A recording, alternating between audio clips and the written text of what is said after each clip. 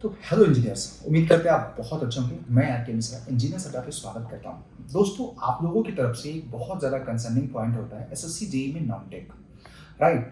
तो non tech को लेकर के क्या रणनीति होती है? दो तरह के कैटेगरी के बच्चे हमने ऑब्जर्व किया अब तक की अपनी जर्नी में, टीचिंग जर्नी में। एक ऐसे बच्चे होते हैं नॉन टेक में, अगर जनरल अवेयरनेस की बात किया जाए तो यहाँ पे 50 में करीब वो 40-45 अटेम्प्ट करते हैं, 10 से 12 नंबर आते हैं। और उसी तरीके से रीजनिंग में अगर बात किया जाए तो आउट ऑफ 50 अटेम्प्ट करते हैं 48 और 49, और उनके नंबर आते हैं 30 से 35।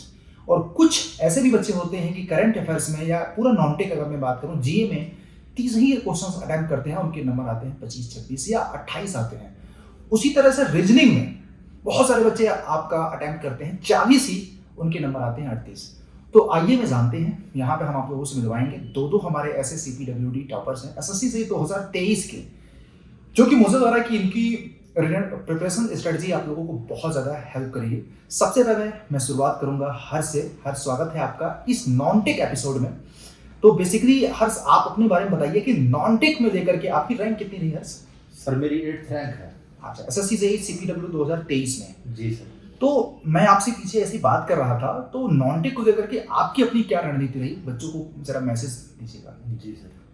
सर नॉन टेक में मैंने सबसे ज़्यादा फोकस किया एक्यूरेसी के ऊपर। राइट। मैंने 25 क्वेश्चन किए, जिसमें से मेरे 23 ठीक थे और मेरा नेट स्कोर 22.5 रहा।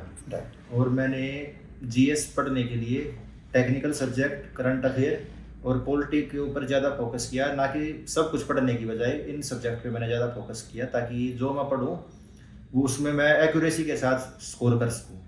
और रीजनिंग के अंदर भी वैसे तो इसमें मेन टाइम मैनेजमेंट का होता है, क्योंकि हम इंजीनियर हैं, क्योंकि रीजनिंग हमारी वैसे अच्छी होती है, तो टाइम मैनेजमेंट पे मैंने फोकस किया, ताकि मैं जो लिमिटेड टाइम है उसके अंदर मैक्सिमम क्वेश्चन कर सकूँ रीजनिंग में। और वहाँ भी मैंने 42 क्वेश्चन किए और मेरे 41 क्वेश्चन ठीक थे। तो राइट, तो अगर मैं बात करूं कि आपको लगता था कि जीए में आपको पता है कि 10 से 15 नंबर का क्वेश्चन करंट अफेयर्स आ जाएगा, 15 नंबर 10 नंबर का क्वेश्चन आपका ऑन एवरेज, यही साइंस का भी वेटेज है, फिजिक्स अगर केमिस्ट्री बायो में जा जाए, क्योंकि इंजीनियर्स का ये वाला सेगमेंट बड़ा मजबूत होता है। साथ में हमने देखा है कि पॉलिटी में भी 5 से 6 क्वेश्चंस आते हैं। अगर सबको क्लब किया जाए इन तीन मेजर एरिया को, तो आउट ऑफ 50-30 क्वेश्चन तो यही हो गए, और आपने उसी को हथियार बनाया।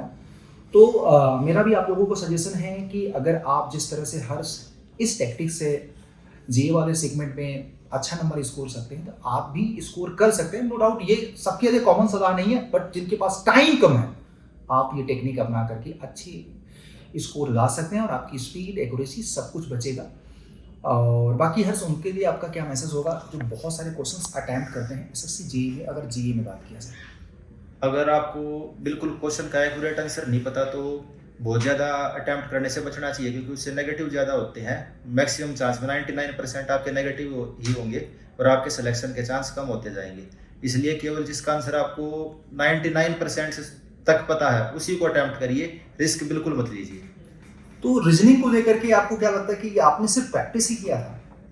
यस सर, मैक्सिमम प्रैक्टिस और टाइम मैनेजमेंट के लिए फोकस किया, क्योंकि आजकल जो क्वेश्चन आ रखे हैं उसमें लेंथ ज़्यादा है, और सबसे इम्पोर्टेंट है उसमें टाइम मैनेजमेंट, क्योंकि 50 में से 50 क्वेश्चन सभी को आते हैं, लेकिन अटेम्प्ट लोग 30-20 ऐसे कर पाते हैं। तो मेरा फोकस प्रैक्टिस पे था, ताकि टाइम मैनेजमेंट में अच्छे से कर सकूँ और मिनिमम टाइम में रीजनिंग को